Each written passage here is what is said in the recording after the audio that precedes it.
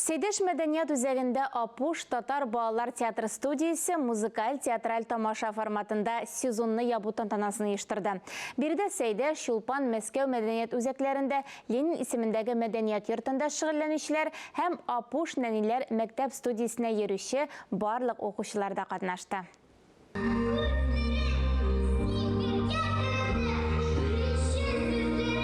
Бәйрәм чарасында студияның һәрбер төркеме үзенең соңгы премьерасыннан үзәкләр күрсәтте. Гаилә елы уңаеннан махсус шушы концертка Шагирә Гөлүсә Батталова иҗат иткән сценарий буенча шигъри композициядә тәкъдим ителде. Инде менә шушы гаиләне саклыйк, яклыйк, шуннан да безнең телебез яклауга мохтаҗ бүгенге көндә, ләкин хөрмәтле әти-әниләр, әби-бабайларыбыз, әйдәгез гаиләдә дә күбрәк сөйләшик. Безнең педагогларга тагын да җиңелрәк булсын өчен генә түгел. Телебезне саклыйк. Алар үз балаларына җиткерсен, оныкларына җиткерсен. Балалар өчен көн сайын репетицияләр, әзерләнүләр булган. Нәтиҗәсе дә бик яхшы. Сәхнә гөрләп торды. Балаларның әти-әниләре дә читтә калмый, артистлар артыннан чабып, ярдәм итеп булышып йөриләр. Апуш беренче чиратта ул татар телендә булган дәврдә безнең милләтебезнең киләчәге бар. Безнең балаларыбызның киләчәк. Алар анда бик теләп йөриләр. Алар шундый зур бер гаилә булып тупландылар. Безнең белән шөгыльләнүче остазлар, алар инде бик зур роль уйныйлар безнең тормышта. Һәм балалар татар әдәби телендә сөйләшәләр, үз арада алар шулай аралашалар. Иң мөһиме шушы, алар ачылалар. Кичәнең иң көтелгән мизгелләренең берсе Апуш гимнына төшерелгән клип презентациясе.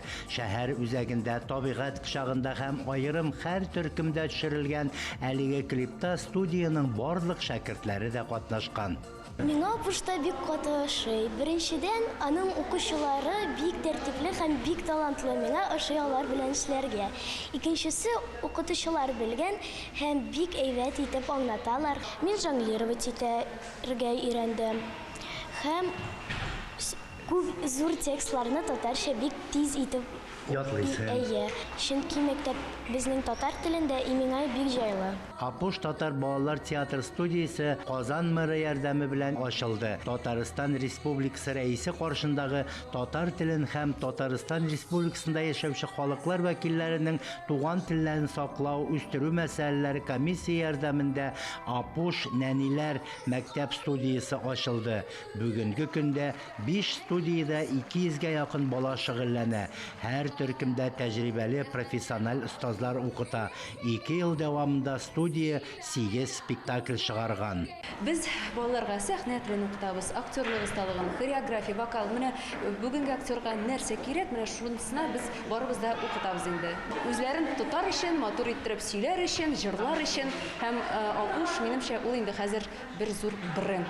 Монда ниндидер менә иркенлек бирелә. Ул җырласа, җыр ачыла, бийсә, бию ачыла, теле дә ачыла. Шуңа күрә монда ниндидер комплекслы эстетик тәрбия аларга теләгәндә әти-әни баласын белән монда биргән чакта бу инде иң дөрес юл. Кыска вакыт эчендә студияның уңышлары да шактый ук җыелган.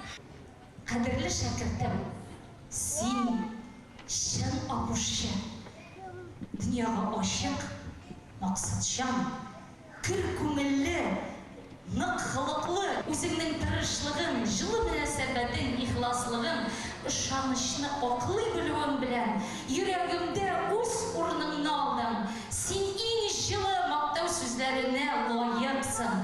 Синдәй шәкертем булу белән горурланам.